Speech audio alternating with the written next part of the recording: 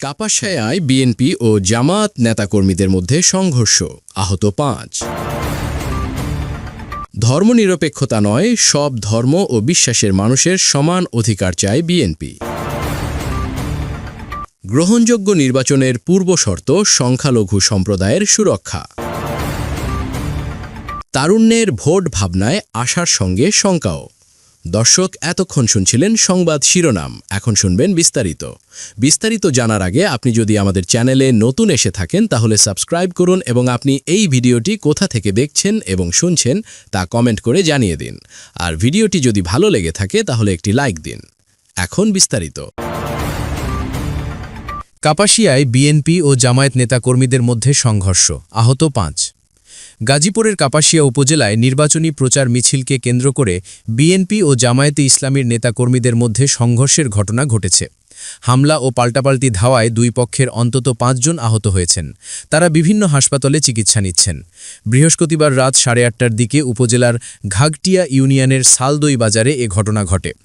দুই পক্ষের নেতাকর্মীদের থেকে পাওয়া তথ্য অনুযায়ী আহত ব্যক্তিরা হলেন ঘাগটিয়া ইউনিয়ন জামায়াতের কর্মী জাহিদ ভুইয়া, লতিফ ভুইয়া সহ ৩ জন। অপরদিকে বিএনপির আহত ব্যক্তিরা হলেন স্থানীয় নেতা লাল মিয়া ও ছাত্রদল নেতা মোহাম্মদ রাজীব। স্থানীয় লোকজন ও দলীয় সূত্রে জানা গেছে, ঘাগটিয়া ইউনিয়নের সালদই বাজারে জামায়াতে ইসলামীর একটি নির্বাচনী মিছিল প্রবেশ করে। ওই বাজারে বিএনপির কার্যালয়ের কাছে মিছিলটি যাওয়ার পর দুই পক্ষের নেতাকর্মীদের মধ্যে কথা কাটাকাটি হয়। এক পর্যায়ে তাদের মধ্যে সংঘর্ষ বাধে। সংঘর্ষে উভয় পক্ষের নেতাকর্মীরা আহত হন। পরে দুই পক্ষের নির্বাচনী কার্যালয়ে ভাঙচুরের ঘটনা ঘটে। এ প্রসঙ্গে গাজীপুর ৪ কাপাসিয়া আসনের বিএনপি মনোনীত প্রার্থী শাহ রিয়াজুল হান্নান প্রথম আলোকে মুঠোফোনে বলেন, আমার নিজের ইউনিয়ন ঘাগটিয়া, সেখানে নির্বাচনী অফিসে আমার নেতাকর্মীরা ভোটার স্লিপগুলো গোছাচ্ছিলেন। এমন সময় সেখানে জামায়াতে ইসলামীর একটি মিছিল অতর্কিতে অফিসে ঢুকে নেতাকর্মীদের প্রহার করে। ২ জন নেতা গুরুতর আহত হয়েছেন। আসবাবপত্র ভেঙে দেওয়া হয়েছে। জামায়াতের নেতাকর্মীদের ওপর কোনো হামলা হয়নি বলে আমি জেনেছি। বিনা উস্কানিতে এমন হামলা চালানো হয়। পাল্টা অভিযোগ করে এই আসনে জামায়াতের প্রার্থী সালাহুদ্দিন আইয়ুবী বলেন, পূর্বনির্ধারিত কর্মসূচির অংশ হিসেবে শান্তিপূর্ণভাবে মিছিল শেষ করে জামায়াতের নেতাকর্মীরা বাড়ি ফিরছিলেন। এ সময় তাদের ওপর হামলা চালিয়ে ৩ জনকে আহত করেন বিএনপির নেতাকর্মীরা। পরে জামায়াতের কেন্দ্রীয় মজলিস সদস্য মাওলানা শেফাউল হক ঘটনাস্থলে গিয়ে পরিস্থিতি শান্ত করার চেষ্টা করেন। তাদের অফিস ভাঙচুর করা হয়েছে। জড়িত ব্যক্তিদের বিচারের আওতায় আনার দাবি জানান তিনি।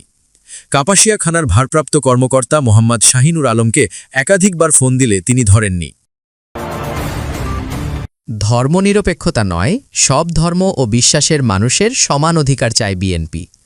ধর্মনিরপেক্ষতা নয়, বিএনপির লক্ষ্য সব ধর্ম ও সব বিশ্বাসের মানুষের অধিকার প্রতিষ্ঠা বলে জানিয়েছেন বিএনপির মহাসচিব মির্জা ফখরুল ইসলাম আলমগীর।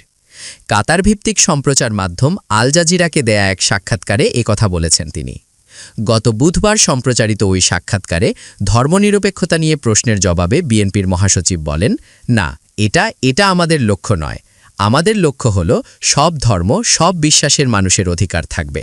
তারা যেন তাদের ধর্ম পালন করতে পারে এবং তাদের সব অধিকার থাকবে। বাংলাদেশের জনসংখ্যার ৯৫% মুসলমান উল্লেখ করে তিনি বলেন, সে কারণে ধর্মনিরপেক্ষতা শব্দটি বাংলাদেশের রাজনীতির জন্য মোটেও উপযোগী নয়। যদি আমরা অন্য ধর্মাবলম্বীদের অধিকার নিশ্চিত করতে পারি তাহলে কোনো সমস্যা নেই। দেশে সংখ্যালঘু মানুষের স্বার্থ রক্ষায় বিএনপির রেকর্ড সবচেয়ে ভালো বলে দাবি করেন দলটির মহাসচিব।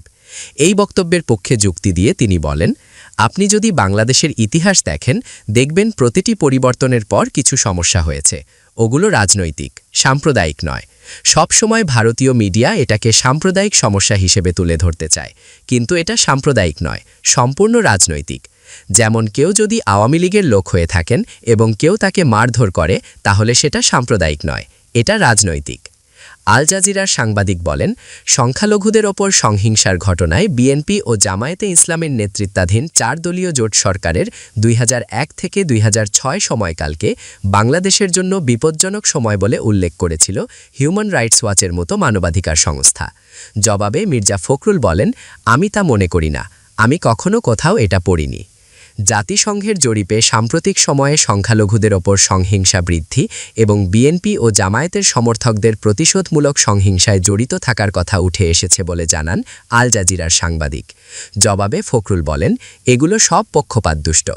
কাতার ভিত্তিক সম্প্রচার মাধ্যম আল জাজিরাকে সাক্ষাৎকার দেন বিএনপির মহাসচিব মির্জা ফখরুল ইসলাম আলমগীর। কাতার ভিত্তিক সম্প্রচার মাধ্যম আল জাজিরাকে সাক্ষাৎকার দেন বিএনপির মহাসচিব মির্জা ফখরুল ইসলাম আলমগীর। ছবি আল জাজিরার ভিডিও থেকে নেয়া। বিএনপি নির্বাচনে জয়ী হয়ে তারেক রহমান প্রধানমন্ত্রী হলে জুলাই অভ্যুত্থানের আকাঙ্ক্ষা বাস্তবায়ন হবে কিনা সে প্রশ্নের জবাবে মির্জা ফখরুল বলেন, তারেক রহমান ইতিমধ্যেই তার পরিকল্পনা জাতির সামনে প্রকাশ করেছেন। আপনি নিশ্চয়ই মনে রাখবেন, যখন তিনি লন্ডন থেকে ফিরলেন, প্রথম দিনই হাজার হাজার মানুষ বিমানবন্দর ও রাস্তায় জড়ো হয়েছিল। সেখানে তিনি স্পষ্টভাবে জনগণকে প্রতিশ্রুতি দিয়েছেন যে তিনি পরিবর্তন আনবেন। তিনি প্রতিশ্রুতি দিয়েছেন যে তার একটি পরিকল্পনা আছে এবং সেই পরিকল্পনায় বাংলাদেশের ভবিষ্যৎ অন্তর্ভুক্ত।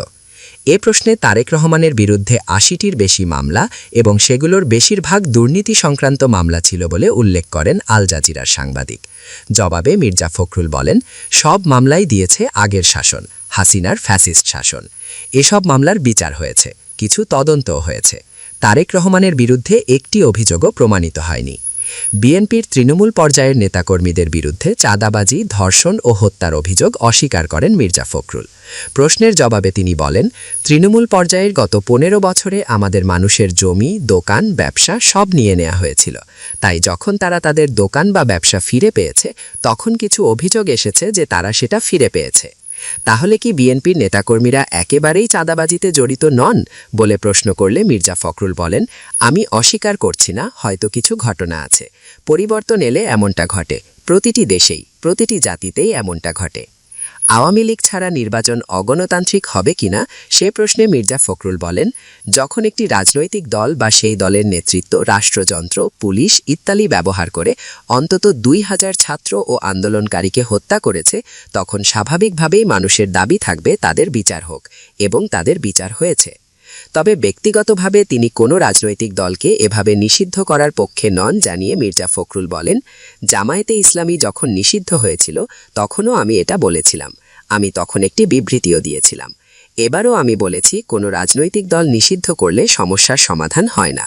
শেখ হাসিনাকে ভারত থেকে ফিরিয়ে আনার জন্য চেষ্টা করা হবে কিনা সে প্রশ্নে মির্জা ফখরুল বলেন, আমরা কূটনীতিকভাবে চেষ্টা করব তাকে বাংলাদেশে ফিরিয়ে এনে রায় কার্যকর করতে। বিএনপি ক্ষমতায় গেলে ভারতের সঙ্গে সম্পর্ক পুনর্গঠন করা সম্ভব বলে মনে করে মির্জা ফখরুল। এর কারণ হিসেবে খালেদা জিয়ার মৃত্যুর পর ভারতের পররাষ্ট্রমন্ত্রীর ঢাকায় আসা এবং দেশটির প্রধানমন্ত্রী নরেন্দ্র মোদীর পক্ষ থেকে শোকবার্তা নিয়ে আসার কথা উল্লেখ করেন তিনি। এটা ভারত সরকার এবং ভারতীয় প্রধানমন্ত্রীর পক্ষ থেকে খুব ভালো, খুব সুন্দর একটি উদ্যোগ বলেন তিনি। গ্রহণযোগ্য নির্বাচনের পূর্বশর্ত সংখ্যালঘু সম্প্রদায়ের সুরক্ষা। বাংলাদেশের রাজনৈতিক ইতিহাস এবং প্রাতিষ্ঠানিক দুর্বলতার কারণে জাতীয় নির্বাচনের মতো গুরুত্বপূর্ণ রাজনৈতিক সময়গুলোতে সংখ্যালঘু সম্প্রদায় ঐতিহাসিকভাবেই সবচেয়ে ঝুঁকির মুখে থাকে। বর্তমানে অন্তর্বর্তীকালীন সরকারের সময়ে রাজনৈতিক অনিশ্চয়তা এবং কার্যকর কাঠামোগত সুরক্ষার অভাব এই ঝুঁকি আরও বাড়িয়েছে। মানবাধিকার সংগঠন সপ্রানের এক প্রতিবেদনে একথা বলা হয়েছে। গতকাল বৃহস্পতিবার সংগঠনটি সংখ্যালঘু সম্প্রদায়ের ওপর নির্বাচনকালীন সহিংসতা ২০০১ থেকে ২০২৪ একটি কাঠামোগত পর্যালোচনা ও বর্তমান ঝুঁকি বিশ্লেষণ শীর্ষক গবেষণা প্রতিবেদনটি প্রকাশ করে। গতকাল গণমাধ্যমে পাঠানো এক সংবাদ বিজ্ঞপ্তিতে একথা জানায় সংগঠনটি। সপ্রানের প্রতিবেদনে বলা হয়, জাতীয় নির্বাচনের প্রাক্কালে সংখ্যালঘু সম্প্রদায়ের নিরাপত্তা নিশ্চিত করা কেবল মানবাধিকারের বিষয় নয়, বরং একটি অবাধ, সুষ্ঠু ও গ্রহণযোগ্য নির্বাচনের অন্যতম পূর্বশর্ত।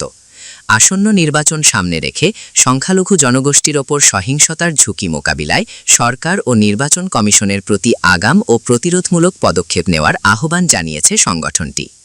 সপ্রানের বিশ্লেষণে উঠে এসেছে, নির্বাচন ঘিরে রাজনৈতিক প্রতিযোগিতা তীব্র হলে সংখ্যালঘু জনগোষ্ঠীকে প্রায়ই কোনো নির্দিষ্ট রাজনৈতিক পক্ষের সহযোগী হিসেবে চিহ্নিত করে ভয়ভীতি প্রদর্শন, উচ্ছেদ, শারীরিক আক্রমণ, বসতবাড়ি ও উপাসনালয়ে হামলা এবং জমি দখলের মতো ঘটনার শিকার করা হয়।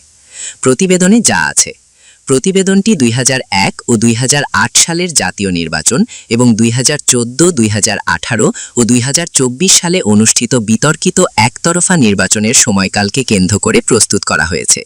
তথ্যসূত্র হিসেবে দেশের শীর্ষস্থানীয় দৈনিক প্রথম আলো ও দ্য ডেইলি স্টারের আর্কাইভ ব্যবহার করা হয়েছে।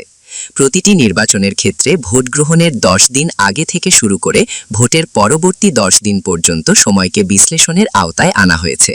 প্রতিবেদনে সহিংসতার ধরন অনুযায়ী তথ্য শ্রেণীবদ্ধ করা হয়েছে: শারীরিক আক্রমণ ও হত্যাকাণ্ড, অগ্নিসংযোগ, যৌন সহিংসতা এবং ধর্মীয় ও নৃগোষ্ঠীগত সংখ্যালঘুদের ওপর সংঘটিত ঘটনা হিসেবে। সপ্রান জানায়, অতীতের তুলনায় বর্তমান অন্তর্বর্তীকালীন সরকারের সময়ে সহিংসতার ধরন কিছুটা ভিন্ন। মাঠ পর্যায়ের উত্তেজনার পাশাপাশি সামাজিক যোগাযোগ মাধ্যম নতুন করে ঝুঁকির উৎস হয়ে উঠেছে। গুজব, পুরনো ভিডিও ও আবেগপ্রবণ পোস্ট দ্রুত ছড়িয়ে পড়ে স্থানীয় বিরোধকে সাম্প্রদায়িক সহিংসতায় রূপ দিচ্ছে। এ কারণে রাষ্ট্রীয় প্রতিষ্ঠানগুলোকে প্রতিক্রিয়াশীল হওয়ার বদলে আগাম প্রতিরোধমূলক ভূমিকা নিতে হবে। প্রতিবেদন অনুযায়ী বর্তমানে 2টি প্রধান ঝুঁকিপ্রবণ করিডর লক্ষ্য করা যাচ্ছে। একটি উত্তরবঙ্গ করিডর রংপুর, দিনাজপুর, গাইবান্ধা ও লালমনিরহাটকে ঘিরে, অন্যটি দক্ষিণ পূর্বাঞ্চলীয় করিডর চট্টগ্রাম, কক্সবাজার ও পার্বত্য চট্টগ্রাম অঞ্চলে। এসব এলাকায় সংখ্যালঘু জনগোষ্ঠীর ঘনবসতি, ভূমি সংক্রান্ত বিরোধ এবং রাজনৈতিক অনিশ্চয়তা দীর্ঘস্থায়ী ঝুঁকির কারণ হয়ে উঠেছে। 2 দশকের তথ্য বিশ্লেষণ। গত 2 দশকের তথ্য বিশ্লেষণে দেখা যায়, 2001 সালের নির্বাচন পরবর্তী সময়ে সংখ্যালঘুদের ওপর সবচেয়ে ভয়াবহ সহিংসতা ঘটে। ওই সময়ে 78টি বড় ধরনের খবর সংবাদপত্রে প্রকাশিত হয়, যা এই সময়সীমার মধ্যে সর্বোচ্চ। পরবর্তী নির্বাচনগুলোতে ঘটনার সংখ্যা ওঠানামা করলেও হামলার ধরন আরও লক্ষ্যভিত্তিক ও পরিকল্পিত হয়েছে। সফান জানিয়েছে, সহিংসতার ধরন বিশ্লেষণে দেখা গেছে 42.7% ছিল সরাসরি শারীরিক আক্রমণ ও হত্যাকাণ্ড। প্রায় 29.7% ঘটনা ছিল মনস্তাত্ত্বিক ও অর্থনৈতিক সহিংসতা, যার মধ্যে প্রাণনাশের হুমকি, এলাকা ছাড়ার আলটিমেটাম ও জমি দখল অন্তর্ভুক্ত। ঘরবাড়ি, ব্যবসা প্রতিষ্ঠান ও উপাসনালয়ে হামলার হার ছিল 23.8%, আর 3.8% ঘটনা ছিল যৌন ও লিঙ্গভিত্তিক সহিংসতা, যার মধ্যে 2018 সুবর্ণচরের ঘটনা বিশেষভাবে উল্লেখ করা হয়েছে। সপ্রানের প্রতিবেদনে আরও বলা হয়, নির্বাচন পূর্ব এবং নির্বাচন পরবর্তী সময়ে সহিংসতার মাত্রা নির্বাচনের দিনের তুলনায় বেশি থাকে, যা অধিকাংশ ক্ষেত্রেই রাজনৈতিক প্রতিহিংসা থেকে সংঘটিত হয়। এই পটভূমিতে সংগঠনটি সরকার ও নির্বাচন কমিশনের প্রতি কয়েকটি সুপারিশ তুলে ধরেছে। এর মধ্যে রয়েছে চট্টগ্রাম, কক্সবাজার, রংপুর, দিনাজপুর সহ ঝুঁকিপূর্ণ জেলাগুলোতে আইন শৃঙ্খলা রক্ষাকারী বাহিনীর উপস্থিতি জোরদার করা, সংখ্যালঘু নেতাদের সঙ্গে নিয়মিত সংলাপের মাধ্যমে সামাজিক সম্পৃক্ততা বাড়ানো, অনলাইন গুজব নিয়ন্ত্রণে ডিজিটাল মনিটরিং ও ফ্যাক্ট চেক জোরদার করা এবং প্রতিটি ঝুঁকিপূর্ণ জেলায় এমার্জেন্সি প্রতিক্রিয়া ইউনিট গঠন করা। তারুণ্যের ভোট ভাবনায় আশার সঙ্গে শঙ্কাও আসন্ন। জাতীয় সংসদ নির্বাচন নিয়ে তরুণদের মধ্যে নানা চিন্তাভাবনা চলছে। ভোটের দিন যত ঘনিয়ে আসছে, তরুণদের মনে ততই ভিড় করছে নানা প্রশ্ন। কেউ আশা করছেন বদল আসবে, কেউ আবার আগের অভিজ্ঞতা থেকে শঙ্কিত। নিরাপত্তা, মত প্রকাশের স্বাধীনতা, নারী, রাজনীতি, গণভোট সব মিলিয়ে এবারের নির্বাচন তরুণদের কাছে শুধু ভোট দেওয়ার বিষয় নয়, বরং রাষ্ট্র ও নাগরিকের সম্পর্কের এক গুরুত্বপূর্ণ পরীক্ষা। তাই প্রার্থীরা যা তরুণ ভোটারদের কথা মাথায় রাখেন, সে আহ্বানও জানিয়েছেন তারা। তরুণদের নেতৃত্বে জুলাই অভ্যুত্থানে আওয়ামী লীগ সরকারের পতনের পর ত্রয়োদশ সংসদ নির্বাচন ঘিরে ব্যাপক প্রত্যাশা তৈরি হয়েছে সবার মনেই। বিশেষ করে আওয়ামী লীগ শাসনামলে পরপর 3টি নির্বাচনে ভোট দিতে না পারা তরুণদের আগ্রহ বেশি 12 ফেব্রুয়ারি অনুষ্ঠিত নির্বাচন নিয়ে। ওই দিন সংসদ নির্বাচনের সঙ্গে গণভোটও অনুষ্ঠিত হবে। ভোট দেব কিনা শেষ পর্যন্ত নিশ্চিত নই।